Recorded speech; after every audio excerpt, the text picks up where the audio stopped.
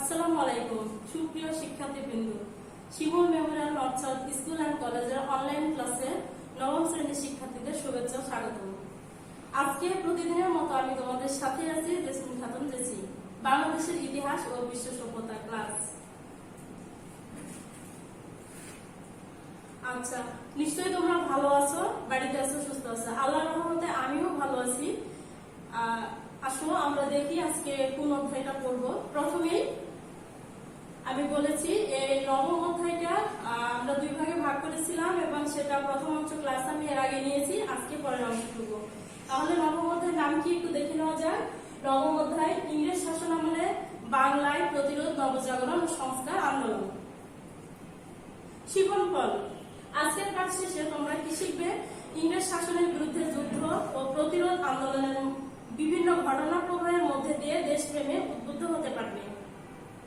বিভিন্ন সংস্কারক এবং সংস্কার কর্মকাণ্ড জানার মাধ্যমে মুক্ত চিন্তায় অনুপ্রাণিত হতে পারবে। আলোচ্য বিষয়: ফরাইজি আন্দোলন, নবজাগরণ, রাজা Rammohan Roy, Derozio young Bengal movement, Ishwarchandra Vidyasagar, Haji Mohammad Mohsin, নবাব আব্দুল লতিফ, সৈয়দ আমির আলী, বেগম রোকেয়া। আজকে আমরা এই সংস্কারক এই ব্যক্তিগুলো সম্পর্কে, তাদের কৃতকর্ম এবং তারা কিভাবে সমাজ সংস্কারক ছিলেন এবং ভারতীয় উপমহাদেশে পাশ্চাত্য শিক্ষায় ধ্যান ধারণায় তাদের চিন্তা ভাবনাগুলো আমরা পরখ করবো ভালোভাবে। আর প্রথমে যেটা আমি বলি, তোমরা নিশ্চয়ই বইটা সামনে রেখেছো, অবশ্যই বইটার সাথে তোমরা মিল করবে এবং বইটা খুলে দেখবে যে আসলে কে আমি পড়াচ্ছি এবং এখানে কি ছিল। অবশ্যই বই চর্চা করতেই হবে। তাহলে আসো দেখি প্রথমে কি ছিল। ফরাইজি আন্দোলন। ফরাইজি আন্দোলন, আচ্ছা, ফরাইজি আন্দোলনের প্রতিষ্ঠাতা হাজী শরীয়তুল্লাহ। তাহলে ফরাইজি আন্দোলনের প্রতিষ্ঠাতা কে? হাজী শরীয়তুল্লাহ। পাশে যে ছবিটা দেখতে পাচ্ছ সেটা হাজী শরীয়তুল্লাহ। তাহলে ফরাইজি আন্দোলনের শরীয়তুল্লাহ ফরাইজি আন্দোলনের প্রতিষ্ঠাতা হাজী শরীয়তুল্লাহ কোথায় জন্মগ্রহণ করেন? হাজী শরীয়তুল্লাহ ফরিদপুরের মাদারীপুর জেলার শাসাইল গ্রামে জন্মগ্রহণ করেন এবং হাজী শরীয়তুল্লাহ তিনি দীর্ঘ 20 বছর মক্কায় অবস্থান করেন। মক্কায় অবস্থান করার পর সেখানে ইসলাম ধর্মের উপর পড়ালেখা করে অগাধ পাণ্ডিত্য অর্জন করেন। কিসের উপরে? ইসলাম ধর্মের উপরে। তারপরে তিনি দেশে ফিরে আসেন এবং দেশে ফিরে বাংলার মুসলমানদের জন্য উপলব্ধি করেন যে বাংলার মুসলমান ইসলামের প্রকৃত শিক্ষা থেকে অনেক দূরে সরে গেছে। তারা অন-ইসলামিক এবং অনৈতিক কার্যকলাপ অনাচার প্রবেশ করেছে।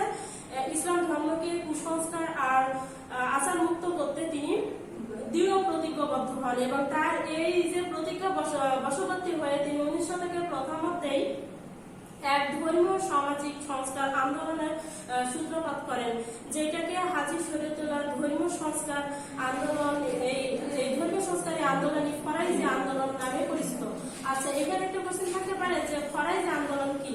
এইটা তোমরা এক কথায় এভাবে বলবা যে হাজী শরীয়তুল্লাহ ধর্মীয় সংস্কার আন্দোলনটাই হচ্ছে ফরাইজি আন্দোলন এবং হাজী শরীয়তুল্লাহ ইসলাম ধর্মের কুসংস্কার অন-ইসলামিক থেকে মুসলমান সমাজকে রক্ষা করার জন্য যে দৃঢ় প্রতিজ্ঞাবদ্ধ হন, তার সেই প্রতিজ্ঞা থেকে তিনি এই আন্দোলনের সূত্রপাত করেন এবং তার হাত ধরে তিনি ভারতবাসীকে অনুপ্রাণিত করার চেষ্টা করেন। ফরাইজ শব্দটি আসলে আরবি ফরাইজি শব্দটি আসছে আরবি ফরজ শব্দ থেকে এবং ফরজ শব্দটার অর্থ হচ্ছে অবশ্য কর্তব্য। যারা ফরজ পালন করে তারাই ফরাইজি। এখানে দুটো কোশ্চেন, ফরজ শব্দ কোথা থেকে এসছে, কারা ফরাইজি? যারা হাজী শরীয়তুল্লাহর অনুসারী ইতিহাসে তারাই ফরাইজি নামে পরিচিত। ইসলাম অনুমোদিত অর্থাৎ ইসলাম অনুমোদন করেনি এমন সব বিশ্বাস, আচার আচরণ এবং অনুষ্ঠান ত্যাগ করে ইসলাম ধর্মে যা অবশ্যই কর্তব্য এবং পালনীয় তা পালন করার জন্য মুসলমান সমাজকে আহ্বান জানান হাজী শরীয়তুল্লাহ।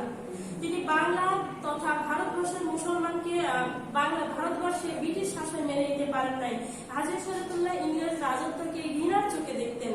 ভারতবর্ষকে তিনি দারুল হারব অর্থাৎ নিষিদ্ধ বিধর্মী দেশ বলে ঘোষণা করেন। দারুল হারব কথাটির অর্থ কি? বিধর্মী দেশ। হাজী শরীয়তুল্লাহ বিধর্মী বিজাতীয় শাসনকৃত দেশে জুমার এবং 2 ঈদের নামাজ বর্জনের জন্য মুসলমান সমাজকে নির্দেশ দেন।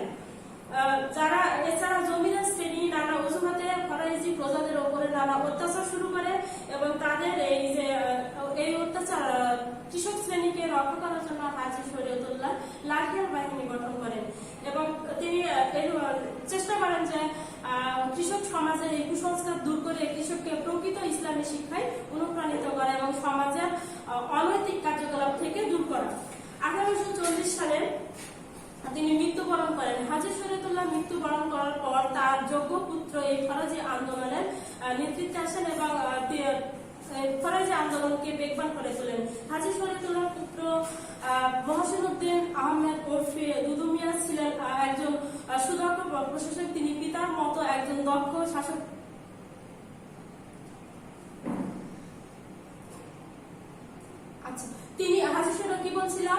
হাজী শরীয়তুল্লাহর সুযোগ্য পুত্র এই আন্দোলনটাকে বেগবান করে রাখেন এবং তিনি পিতার মতো অত্যন্ত দক্ষ প্রশাসকের দায়িত্ব পালন করেন। হাজী শরীয়তুল্লাহর পুত্র মহসিন উদ্দিন কৃষক সমাজকে জমিদারদের হাত থেকে রক্ষা করার জন্য সুদক্ষ তার পিতার আমলে সুদক্ষ যে লাঠিয়াল বাহিনী গঠন করা ছিল, এই লাঠিয়াল বাহিনীর প্রধান ছিল জালালউদ্দিন মোল্লা।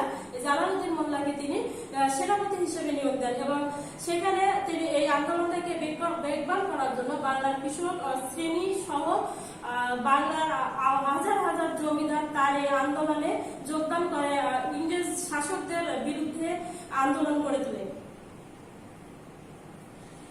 হাজী শরীয়তুল্লাহর পুত্রের মৃত্যুর পর এই আন্দোলনটা অস্তমিত হয়ে যায়। শুরু হয় নবজাগরণ। আর পলাশী যুদ্ধ 1757 সালে পলাশী যুদ্ধের শেষে এদেশে অর্থনৈতিক এবং রাজনৈতিক পরিবর্তন শুরু হয় এবং অর্থনৈতিক এবং রাজনৈতিক পরিবর্তনের মধ্যে দিয়েই ইংল্যান্ডের অষ্টাদশ শতাব্দীর শেষার্ধে ইংল্যান্ডের শিল্প বিপ্লব এবং ফ্রান্সের ফরাসি বিপ্লবের প্রভাব এসে পড়ে এই অঞ্চলের রাজনীতির ওপরে। রাজনীতি এমনকি অর্থনীতিতেও প্রভাব পড়ে। এ সময় বাংলার কিছু সংখ্যক ব্যক্তিবর্গ এই বৈপ্লবিক পরিবর্তনের সংস্পর্শে আসে। তারাই রেনেসাঁ বা নবজাগরণের সূচনা করে। অর্থাৎ রেনেসাঁ বা নবজাগরণ কি? রেনেসাঁ বা নবজাগরণ হচ্ছে অষ্টাদশ শতকের শেষার্ধে যে বাংলায় অর্থনীতি এবং রাজনীতিতে যে পরিবর্তন আসে সেই পরিবর্তনটা হচ্ছে রেনেসাঁ। এই রেনেসাঁ যুগে ইউরোপীয় আর্থ-সামাজিক ও রাজনৈতিক পরিবর্তনের প্রভাব শিক্ষিত বাঙালি সমাজের ওপর তীব্রভাবে জাগ্রত হয় এবং নবজাগরণের মধ্যে দিয়ে শেষ পর্যন্ত এদেশীয় জনগোষ্ঠী পাশ্চাত্য শিক্ষা ধ্যান ধারণা এবং ইংরেজি শিক্ষায় অনুপ্রাণিত হতে শিখে। এ সময় যে নতুন এই রেনেসাঁ বা নবজাগরণের হাত ধরেই নতুন ধর্ম, নতুন সাহিত্য এবং শিক্ষা ও সংস্কৃতির পরিবর্তনের মধ্যে দিয়ে চলে আসে এই সমাজের পরিবর্তন। শেষ পরিণত উদ্যোগ হয় যে নতুন কিছু উদ্ভাবন। এই নতুন কিছু উদ্ভাবনে বাংলা সাহিত্যের বেশ কিছু কবি সাহিত্য এবং তাদের সাহিত্য কর্ম রচনা থেকে শুরু করে এমনকি ইংরেজ প্রশাসকদের মধ্যে অনেকে তাদের দেশীয় ভাষা সাহিত্য চর্চায় উৎসাহী হয়ে ওঠেন এবং তারা এদেশে নবজাগরণের পেছনে তারা তাদের নিজস্ব ভাবধারা যে উদ্ভাবন করেন তার উজ্জ্বল দৃষ্টান্ত হচ্ছে ম্যালকফ, মনরো, মেটাকক এবং প্রমুখ ইংরেজ প্রশাসক। তারা এদেশে এই নবজাগরণের পিছনে অনেক তাদের ভাবধারাকে অনুপ্রাণিত করেছিল, অর্থাৎ নবজাগরণের পিছনে তারা তাদের সর্বাত্মকটুকু উৎসাহ দিয়েছেন।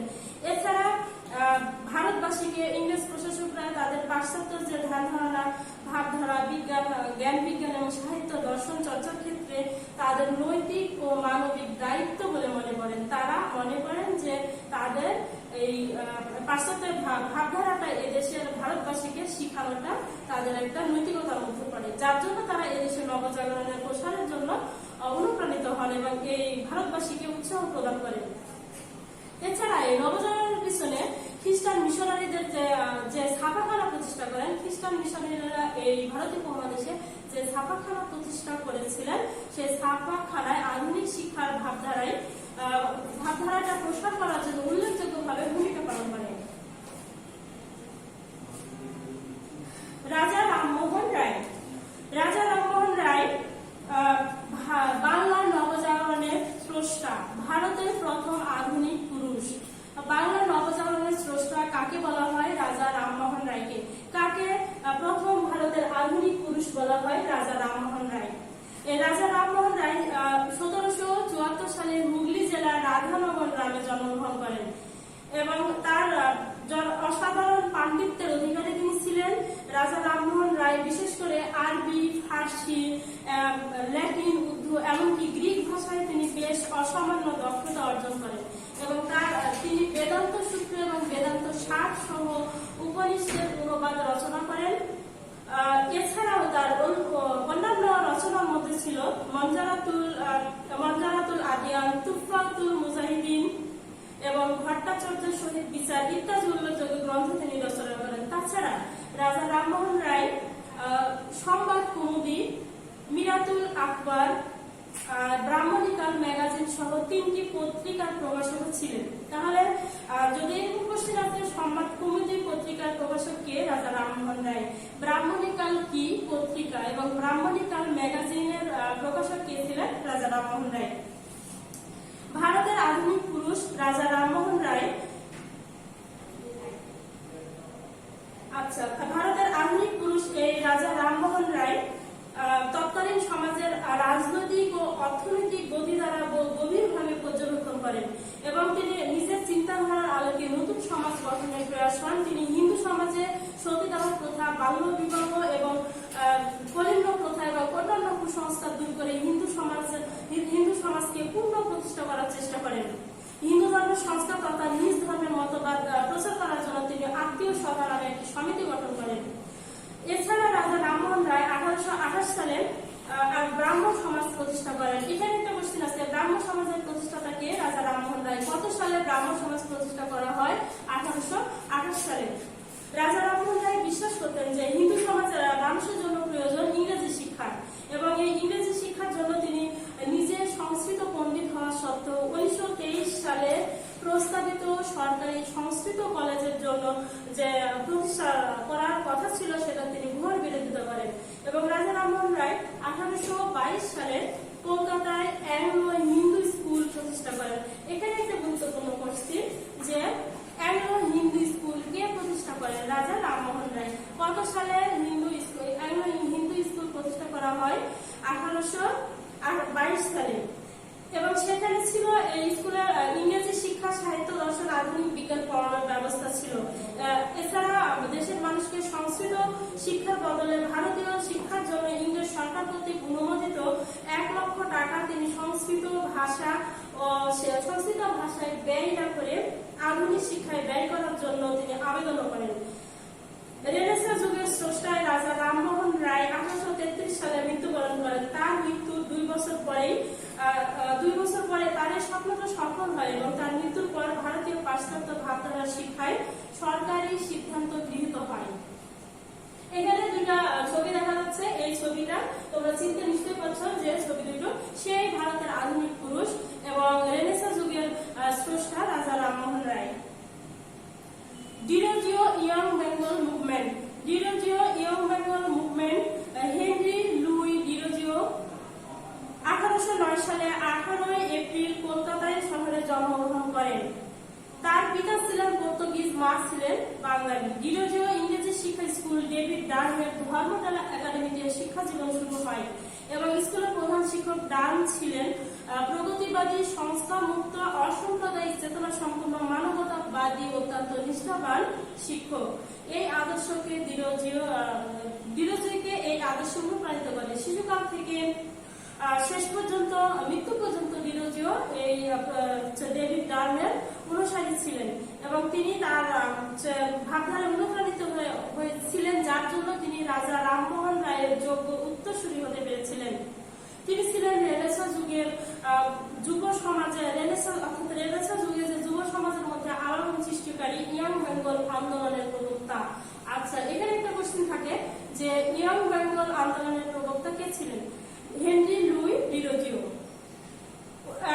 19 শতকের প্রথম অংশ জুড়ে যেখানে রাজা রামমোহন রায়ের ভাবধারা ছিল, আন্দোলনের ভাবধারাটা প্রভাবিত হয়েছিল, সেই ধারাকে বাঁচিয়ে রেখেছিলেন হিন্দু কলেজের প্রতিভাবান ছাত্রবিন্দু এবং যার নেতৃত্বে ছিলেন ওই হিন্দু কলেজের অধ্যাপক হেনরি লুই ডিরোজিও। তিনি তার ছাত্রদের বা অনুসারীদের স্বাধীন মতামত ব্যক্ত করার সিদ্ধান্ত দেন অর্থাৎ যে স্বাধীনভাবে মতামত ব্যক্ত করার জন্য তিনি স্বাধীনতাটা প্রবর্তন করেন। ইয়াং বেঙ্গল আন্দোলনের সদস্যরা দেশবাসীকে বারবারই এই কথা বুঝিয়ে দিতে চেয়েছেন যে তারা ইংরেজ শাসক কর্তৃক শোষিত এবং শাসিত হচ্ছে। এই কারণে তরুণ সমাজ ভারতবাসীদের স্বার্থ বিরোধী কার্যকলাপ এবং তাদের স্বার্থবিরোধী কার্যকলাপে ঘোর বিরোধিতা করে। যেমন হচ্ছে প্রেস আইন, মরিশাসে ভারতীয় শ্রমিক রপ্তানি সহ ইংরেজ স্বার্থের প্রতি উদাসীন ছিল এই আন্দোলনের অনুসারীরা এবং তারা তাদের কার্যকলাপকে তীব্র সমালোচনা করে। তরুণ সমাজের পুরনো ভাবধারা পাল্টে দিতে ডিরোজিও 1828 সালে প্রতিষ্ঠিত একাডেমি অ্যাসোসিয়েশন গুরুত্বপূর্ণ ভূমিকা পালন করে। এই একাডেমিতে তরুণদের এই শিক্ষা দেওয়া হয় যে যুক্তিহীন বিশ্বাস মৃত্যুর সমান। অর্থাৎ তিনি এটা বলেন যে এমন কোনো যুক্তি উপস্থাপন করা যাবে না বা এমন কোনো ভাবধারা, এমন কোনো শিক্ষা আমরা শিক্ষিত হব না যেটাকে কোনো ভিত্তি নাই। তাই তিনি বলেন যুক্তিহীন বিশ্বাস মৃত্যুর সমান। এই নতুন ভাবধারা নতুন সনাতনপন্থী, হিন্দু, গোড়াপন্থী খ্রিস্টানদের ধর্ম বিশ্বাসেও তিনি আঘাত হানেন।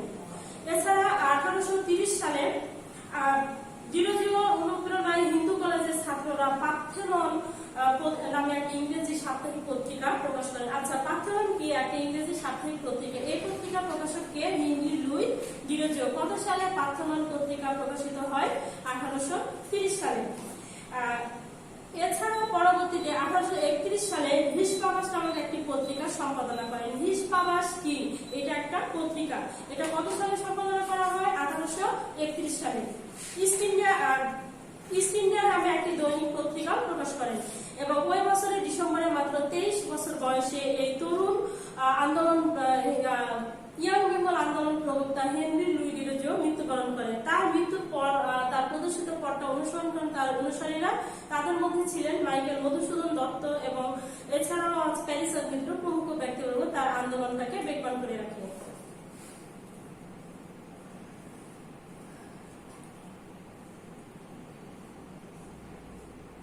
ঈশ্বরচন্দ্র বিদ্যাসাগর। ঈশ্বরচন্দ্র বিদ্যাসাগর 1820 সালে মেদিনীপুর জেলার বিশ্বনাথ গ্রামে জন্মগ্রহণ করেন এবং তিনি একজন অগাধ পণ্ডিত একজন ব্যক্তি ছিলেন। বাংলায় একক ব্যক্তিত্ব যার প্রজ্ঞা ছিল প্রাচীন ভারতীয় ঋষির মতো এবং সহ্য ছিল ইংরেজদের মতো, আর হৃদয় ছিল বাংলার কোমলমতি মায়েদের মতো।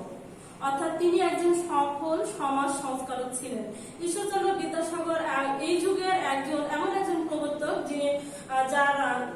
যিনি তেজস্ক্রিয়তা এবং তার সত্যনিষ্ঠতা অর্জন করেছিলেন তার দরিদ্র পিতা ঠাকুরদাস বন্দ্যোপাধ্যায়ের কাছ থেকে এবং তার যে কমলমতি হৃদয় অর্থাৎ হৃদয়ের যে মমত্ব বোধটা সেটা তিনি অর্জন করেছিলেন তার মা ভাগবতী দেবীর কাছ থেকে। ঈশ্বরচন্দ্র বিদ্যাসাগর অত্যন্ত সাধারণ অর্থাৎ একজন দরিদ্র পরিবারে জন্মগ্রহণ করেন। তাই দারিদ্রের কারণে রাতে বাতি জ্বালিয়ে পড়াশোনা করাটা তার পক্ষে সম্ভব ছিল না।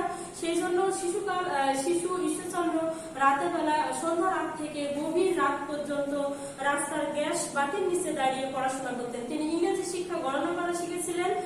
বিভিন্ন তার বাবার সাথে বাসা থেকে বের হয়ে কলকাতায় যাওয়ার পথে রাস্তার মাইল ফলকের সংখ্যা গুনে গুনে ইংরেজি সংখ্যা গণনা করা শিখেছিলেন। তিনি অসাধারণ মেধা এবং অসাধারণ অধ্যবসায়ের জন্য ঈশ্বরচন্দ্র বিদ্যাসাগর মাত্র 21 বছর বয়সে সাহিত্য রচনা, ব্যাকরণ সহ বিভিন্ন বাংলা সাহিত্যের বিভিন্ন সাহিত্যকে অলঙ্কৃত করতে শিখেন এবং এছাড়াও ওই বয়সে তিনি ফোর্ট উইলিয়াম কলেজের অধ্যাপনার দায়িত্ব পাণ্ডিত্য অর্জন করেন। এছাড়াও তিনি উপলব্ধি করেন যে কর্মজীবনে প্রবেশ করার সাথে সাথেই উপলব্ধি করেন যে সাহিত্য চর্চা অর্থাৎ তার সাহিত্য চর্চাটাকে আরো বাড়িয়ে দেওয়া উচিত। এর জন্য তিনি সাহিত্য চর্চায় মনোনিবেশ হন এবং বাংলা ভাষায় উন্নত মানের পাঠ্যপুস্তক রচনার জন্য পাঠ্যপুস্তকের প্রয়োজন এটা তিনি উপলব্ধি করেন এবং বাংলা গদ্য সাহিত্য রচনা শুরু করেন। ঈশ্বরচন্দ্র বিদ্যাসাগরকে বাংলা গদ্যের জনক বলা হয় এবং তিনি বাংলা সাহিত্যকে নব জীবন দান করেন। শুধু সাহিত্য চর্চা নয়, শিক্ষা বিস্তার থেকে শুরু করে তার কৃতিত্ব ছিল অসাধারণ এবং তিনি সংস্কৃত শিক্ষা, বাংলা সাহিত্য শিক্ষার ভিত্তি স্থাপন করেন। এছাড়া নারী শিক্ষার প্রসারের জন্য তিনি অগ্রণী ভূমিকা পালন করেন। তাছাড়া তিনি স্কুলের পরিদর্শক থাকাকালে গ্রামে বৃষ্টি, মডেল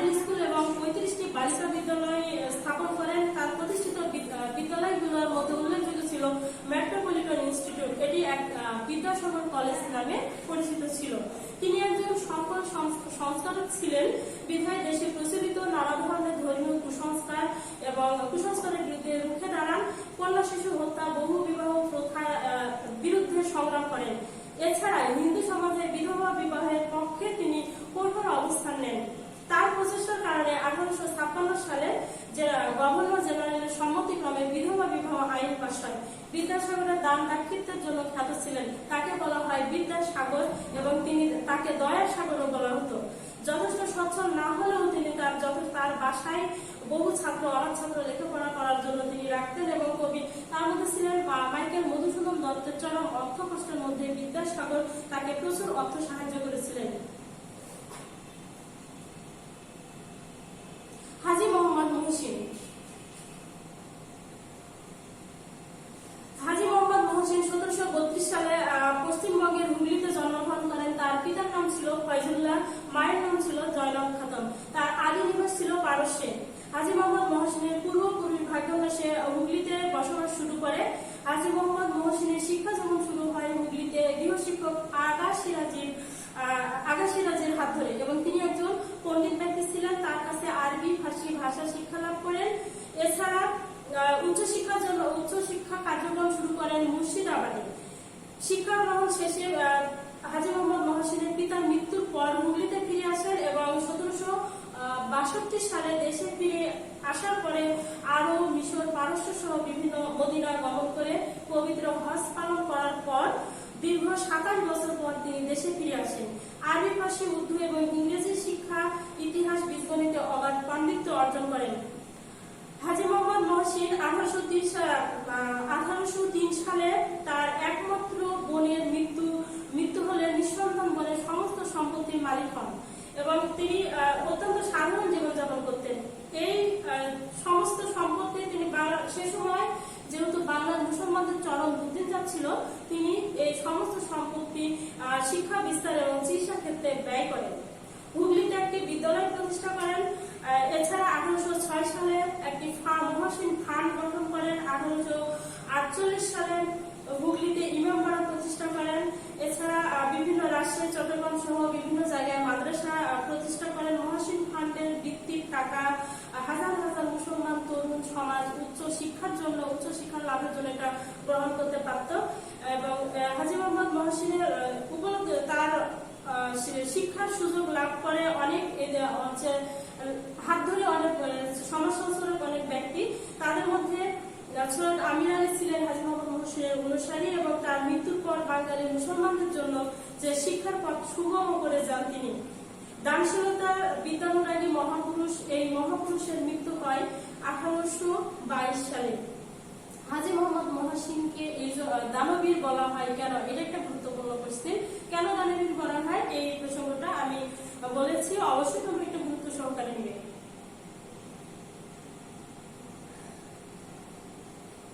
আচ্ছা, এখানে দুটো চিত্র দেখা যাচ্ছে, একটা হাজী মোহাম্মদ মহসিনের সেই ইমামবাড়া আর এটা সে হাজী মোহাম্মদ মহসিন কলেজ, তিনি যে তার প্রতিষ্ঠাকৃত স্থাপনা। নওয়াব আব্দুল লতিফ। নওয়াব আব্দুল লতিফ 1828 সালে ফরিদপুর জেলায় জন্মগ্রহণ করেন এবং তিনি কলকাতা মাদ্রাসায় ইংরেজি শিক্ষা লাভ করেন। শিক্ষা জীবন শেষ করে তিনি প্রথমে ঢাকা কলেজিয়েট স্কুল এবং পরে কলকাতা মাদ্রাসায় অধ্যাপনা স্থাপন করেন। এছাড়া বাঙালি মুসলমানদের জন্য তিনি ইংরেজি শিক্ষার বিস্তারের প্রয়োজনীয়তা উপলব্ধি করেন এবং ইংরেজি শিক্ষার গুরুত্বটা তিনি বুঝতে পারেন। তিনি মনে করেন যে মুসলমানদের আধুনিক শিক্ষায় শিক্ষিত করে তাদের কল্যাণের জন্য প্রচেষ্টা চালানো প্রয়োজন, যার জন্য তিনি তার এই উদ্দেশ্যটা সফল করার জন্য 1853 সালে মুসলমান ছাত্রদের পক্ষে ইংরেজি শিক্ষার সুফল শীর্ষক প্রবন্ধ রচনা প্রতিযোগিতার আয়োজন করেন এবং এই রচনা প্রতিযোগিতা অনুষ্ঠানে তিনি তার প্রচেষ্টার একমাত্র কারণ ছিল মহসিন খানদের টাকা শুধুমাত্র মুসলমান ছাত্রদের শিক্ষা বিস্তারের ক্ষেত্রে ব্যয় করা হবে এবং তিনি এই ছাত্রদের জন্য মুসলমান ছাত্রদের শিক্ষার জন্য হাজী মোহাম্মদ মহসিনের সমুদায় অর্থ ব্যয় করার জন্য তিনি প্রচেষ্টা চালান। এছাড়া তার উল্লেখযোগ্য কৃতিত্ব ছিল যে 1863 সালে তিনি কলকাতায় প্রতিষ্ঠিত মোহামেডান লিটারারি সোসাইটি বা মুসলিম সাহিত্য সমাজ প্রতিষ্ঠা করেন। এখানে একটা গুরুত্ব প্রশ্ন যে মুসলিম সাহিত্য সমাজের প্রতিষ্ঠাতা কে? মুসলিম সাহিত্য সমাজ বা লিটারারি সোসাইটি কি, এটা অবশ্যই তোমরা গুরুত্ব সহকারে নিবে। এবং নবাব আব্দুল লতিফ তার সারা জীবন যে কর্ম পরিকল্পনা তিনি চালিয়ে গেছেন তার কর্মের উদ্দেশ্য ছিল মূলত তিনটি। তার কর্মের উদ্দেশ্য ছিল মুসলমান সম্প্রদায়ের জন্য যে ইংরেজ সরকারের বিদ্বেষ ভাব সেটা দূর করা, মুসলমান সমাজের উন্নতি করা, অগ্রগতির জন্য প্রয়োজনীয় পদক্ষেপ নেওয়া, হিন্দু ও মুসলমান সম্প্রদায়ের মধ্যে মৈত্রী সম্পর্ক স্থাপন করা। এই তিনটা উদ্দেশ্যই ছিল তার সারা জীবনের কর্মে।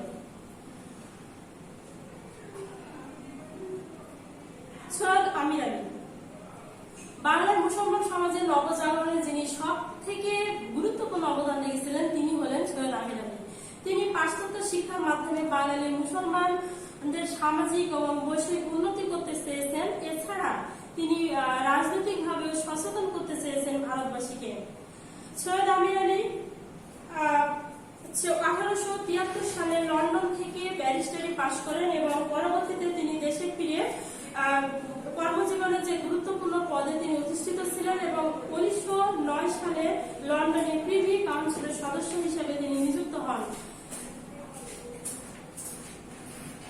সৈয়দ আমির আলী বিশ্বাস করতেন যে মুসলমানরা বাংলা তথা ভারতে তিনি প্রথম যিনি বিশ্বাস করতেন যে মুসলমানদের জন্য একটি পৃথক রাজনৈতিক সংগঠন থাকা প্রয়োজন, যার জন্য তিনি বিশ্বাস করতেন যে মুসলমানদের স্বার্থ রক্ষার জন্য এবং তাদের দাবি দেওয়ার প্রতি সরকারের দৃষ্টি আকর্ষণ করার জন্য নিজস্ব রাজনৈতিক সংগঠন গঠন করা প্রয়োজন। এই উদ্দেশ্যে তিনি 1877 সালে কলকাতার সেন্ট্রাল মোহামেডান অ্যাসোসিয়েশন নামে একটি সমিতি গঠন করেন। সৈয়দ আমির আলীর উল্লেখযোগ্য কৃতকর্মের মধ্যে তার বিখ্যাত দুটি গ্রন্থ দ্য স্পিরিট অফ ইসলাম এবং the a short history of the Saracens, এই ইসলাম ধর্মের যে বিজ্ঞানসম্মত ব্যাখ্যা, ইসলামের অতীত গৌরবের কথা তুলে ধরেছেন এটার মাধ্যমে। 1912 সালে তিনি মুসলিম লীগের সভাপতি নির্বাচিত হন। এছাড়া 1906 সালে মুসলিম লীগ প্রতিষ্ঠাকে তিনি স্বাগত জানান। সৈয়দ আমির আলী নারীর অধিকারের প্রতিও সচেতন ছিলেন। বেগম রোকেয়া নারীর জাগরণের অগ্রদূত বেগম রোকেয়া। এই 20 শতকে যখন শুরু হয় শিক্ষার আলো জ্বলছিল, তখন বাঙালি মুসলমান মেয়েরা তখনও পিছিয়ে ছিল। মুসলমান সমাজের মেয়েদের সকল অধিকার থেকে বঞ্চিত ছিল এবং তারা লেখাপড়া শেখা তাদের একরকম নিষিদ্ধ ছিল। এই সমাজ ধর্মের নামে তাদেরকে রাখা হতো পর্দার আড়ালে অর্থাৎ গৃহবন্দী করে। এই মুসলমান সমাজের নারীদের এই মুক্তির আন্দোলনের যিনি সারা জীবন প্রচেষ্টা চালিয়েছেন তিনি হলেন বেগম রোকেয়া। মুসলমান মেয়েদের এই বন্দী দশা থেকে যিনি মুক্তির ডাক দিলেন এবং তিনি এই মহিষী নারী 1880 সালে রংপুর জেলার মিঠাপুকুর উপজেলার পায়রাবন্দ গ্রামে জন্মগ্রহণ করেন এবং তার পিতার নাম ছিল জহিরুদ্দিন মোহাম্মদ আবু আলী সাবের, মায়ের নাম মোহাম্মদ বাহাদুরনেসা সাবেরা চৌধুরানী। এই অঞ্চলে সাবের পরিবার ছিল অত্যন্ত সম্ভ্রান্ত এবং রক্ষণশীল।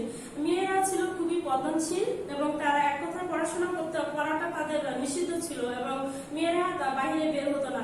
বেগম রোকেয়া তার বড় ভাই ইব্রাহিম সাবের এবং বড় বোন করিমুন্নসার কাছে শিক্ষা লাভ করেন। তাকে পড়াশোনা করতে হতো গভীর রাতে যেন বাড়ির লোকদের না পাই, অর্থাৎ ভাইয়ের একান্ত উৎসাহে বেগম রোকেয়া উর্দু, আরবি, ফার্সি, ইংরেজি ভাষা শিক্ষা লাভ করেন এবং স্কুলের শিক্ষা গ্রহণ না করেই তিনি বাংলা ভাষায় অগাধ দক্ষতা অর্জন করেন, যার জন্য কিশোর বয়স থেকে তিনি সাহিত্য চর্চায় মনোনিবেশ করেন। বেগম রোকেয়া সাহিত্য চর্চার বিষয়বস্তু ছিল নারী সমাজকে নিয়ে। তিনি শুধুমাত্র নারী সমাজের জন্য অক্লান্ত পরিশ্রম করে গেছেন এবং তিনি সমাজের কুসংস্কার দূর করে নারী সমাজের অবহেলা, বঞ্চনা, করুণ চিত্র তুলে ধরেছেন। তিনি উপলব্ধি করেছেন যা তিনি তাই তার লেখনের মধ্যে তুলে ধরেছেন, যেটাকে সমাজকে চোখে আঙুল দিয়ে দেখিয়েছেন যে নারীদের করুণ দশা এবং বন্দী দশা, তাদের প্রতি যে বৈষম্যমূলক আচরণ তার নমুনা। অর্থাৎ তার এই রচনার মধ্যে অবরোধবাসিনী, পদ্মরাগ, মতিচুর, সুলতানের স্বপ্ন প্রভৃতি গ্রন্থগুলো উল্লেখযোগ্য ছিল। বিবাহিত জীবনে তিনি তার স্বামীর হাত ধরে জ্ঞান চর্চার উৎসাহ লাভ করেছিলেন এবং তার মৃত্যুর পর বাকি জীবনটা তিনি নারী শিক্ষা আর সমাজ সংস্কারক হিসেবে তিনি তার সমস্ত সময়টা ব্যয় করেন। তিনি স্বামীর নামে ভারত করে একটি প্রাথমিক বিদ্যালয় প্রতিষ্ঠা করেন এবং 1911 সালে কলকাতায় সাখাওয়াত মেমোরিয়াল স্কুল প্রতিষ্ঠা, উর্দু প্রাইমারি স্কুল প্রতিষ্ঠা করেন। পরবর্তীতে এটি উচ্চ শিক্ষার বা উচ্চ ইংরেজি শিক্ষার স্কুল হিসাবে প্রতিষ্ঠা লাভ করে। মৃত্যু পর্যন্ত তিনি এই স্কুলের প্রধান শিক্ষিকা এবং সুপারিনটেন্ডেন্টের দায়িত্ব পালন করেন। নারী অধিকার প্রতিষ্ঠার জন্য 1916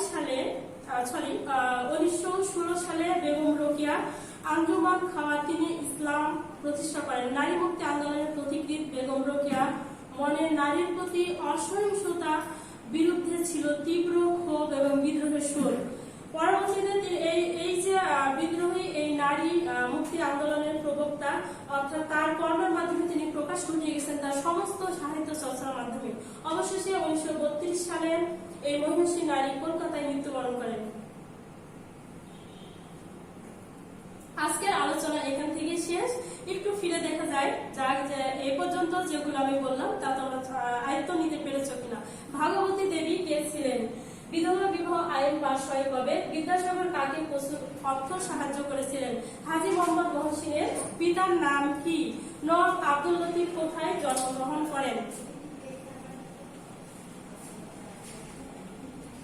আগামী দিন কার্ড এক্সাম নেওয়া হবে, পড়া সম্পূর্ণ অধ্যায়টুকু ভালোভাবে চর্চা করবে এবং কার্ড এক্সামের জন্য সবাই ভালোভাবে প্রস্তুতি নেবে। পরবর্তীতে আবারও দেখা হবে। সকলকে অসংখ্য ধন্যবাদ জানিয়ে আজকের মতো এখানে শেষ করছি। সবাই ভালো থাকবে, সুস্থ থাকবে। ধন্যবাদ।